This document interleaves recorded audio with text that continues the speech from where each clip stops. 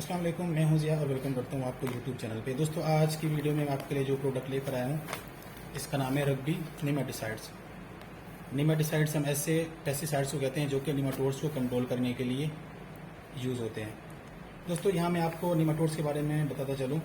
Basically nematodes microscopic worm like organisms होते हैं जो कि सॉइल के अंदर पाए जाते हैं, और आज तक की रिसर्च के मुताबिक तकरीबन 20,000 या इससे भी ज़्यादा निमाटोड्स दुनिया में पाए जाते हैं। तो आप इस चीज़ से अंदाज़ा लगा सकते हैं कि इनकी जो क्वांटिटी है वो कितनी ज़्यादा है अर्थ पे। दोस्तों, निमाटोड्स दो तरह के होते हैं, कुछ बेनिफिशियल होते हैं और कुछ हार्मफुल। अगर मैं बेनिफिशियल निमाटोड्स की बात करूं तो इनका जो सबसे पहला बेनिफिट है वो ये है कि ये ऑर्गेनिक मैटर को ब्रेक डाउन करने के लिए हमारी हेल्प करते हैं। और अगर इसके साथ साथ दूसरा बेनिफिट इनका बहुत ज़्यादा है जो हमारे लिए काफ़ी हेल्पफुल है, वो ये है कि ये बायोलॉजिकली काफ़ी सारे पेस्ट को कंट्रोल करते हैं, जैसा कि ग्रब्स, फ्लीस, कटवर्म एक्सेट्रा। दोस्तों, ये तो इसके बेनिफिशियल थे, बेनिफिट्स थे। अब इसके हार्मफुल जो हैं उसके ऊपर आते हैं कि ये कितना हार्मफुल है हमारे लिए। दोस्तों, निमाटोड्स जो हैं वो स्टेम, इसके अलावा रूट्स, फोलियर, इसको डैमेज करते हैं, और इस तरह डैमेज कर देते हैं कि प्लांट्स पूरा जो है वो डाई हो जाता है। इसके साथ साथ निमाटोड्स हेल्पफुल साबित होते हैं बैक्टीरिया और वायरस को किसी भी प्लांट में एंटर करने के लिए। तो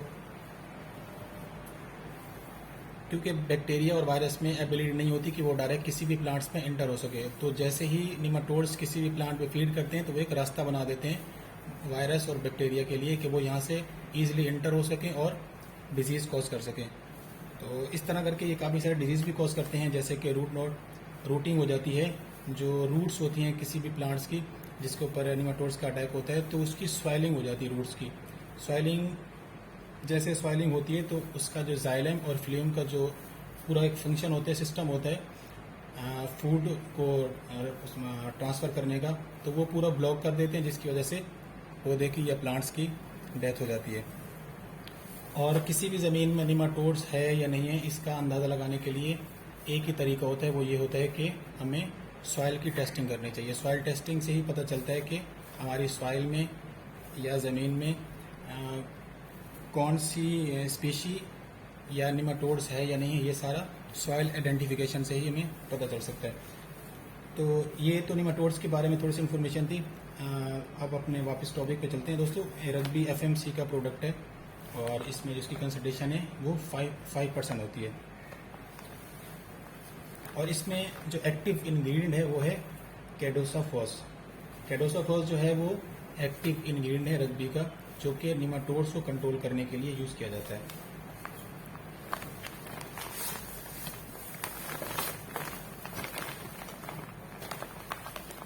दोस्तों, ये ग्रेनुलर फॉर्म में होता है, और जिस तरह हम फर्टिलाइज़र अप्लाई करते हैं ब्रॉडकास्टिंग या छट्टा मेथड के थ्रू, तो आप इसको भी ऐसा ही आप यूज़ कर सकते हैं।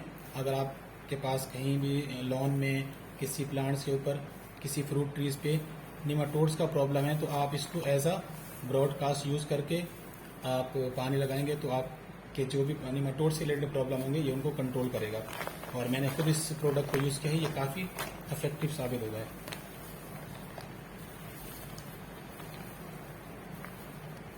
दोस्तों, अब बात कर लेते हैं कि हमने इसको यूज़ किस तरह करना है।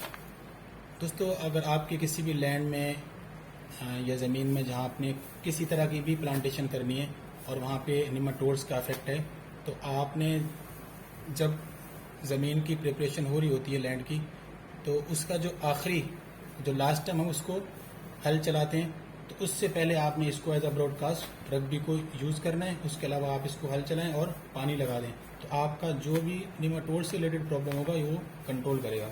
अब हम इसकी डोज की बात कर लेते हैं। पहले बात करते हैं बनाना की, कि हमने बनाना के ऊपर किस तरह रग्बी को यूज़ करना है। दोस्तों, बनाना के एक ट्रीज के लिए आपने 40 से 50 ग्राम रग्बी को लेकर उसके जो बेसन है उसमें गोडी करनी है, और आपने वहाँ पे इसको अप्लाई कर देना है। और अप्लाई करने के बाद आपने फ़ौरन पानी दे देना है। मतलब कोई भी फ्रूट ट्री होगा तो उस पर आपने 40 से 50 ग्राम रग्बी यूज़ करना है। और इसके साथ साथ फ्रूट ट्री में कीनू भी आता है, तो कीनू पे भी आपने यही सेम सिस्टम से आपने रग्बी की यही सेम क्वांटिटी यूज़ करनी है दोस्तों। इसके अलावा हम अगर शुगर केन गन्ने की बात करें तो इसमें जो इसकी डोज है वो तकरीबन 12 से 15 केजी रग्बी आपने लेकर 1 एकड़ ज़मीन पे अप्लाई करना है। मतलब आपको एक शुगर केन की फील्ड है 1 एकड़ है, तो आपने वहाँ पे 12 से 15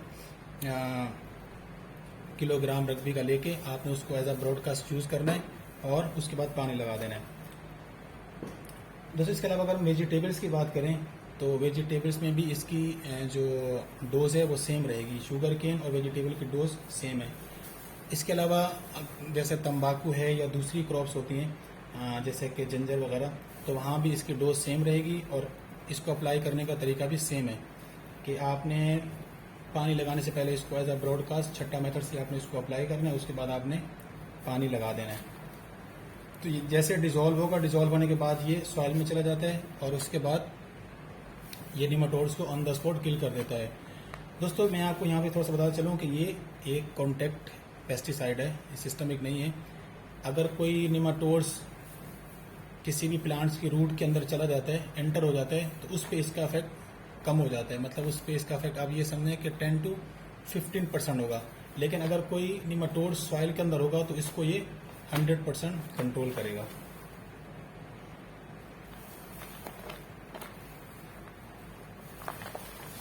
जैसे मेरे पास जो ये प्रोडक्ट है ये FMC का है, मैं पहले बता चुका हूँ आपको। और इसमें जो इसका वेट है वो तकरीबन 2.5 kg है, 2.5 kg इसका वेट है। और इसकी अगर प्राइस की बात करें तो ये तकरीबन 1000 रुपये तक की आपको रेंज में मिल जाएगा दोस्तों। इसके अलावा रग्बी से रिलेटेड या किसी भी निमेटिसाइड से रिलेटेड आपके माइंड में कोई भी क्वेश्चन हो तो आप वो कमेंट बॉक्स में पूछ सकते हैं, आपको उसका आंसर मिल जाएगा। नेक्स्ट वीडियो मिलते हैं, तब तक के लिए अल्लाह हाफिज़।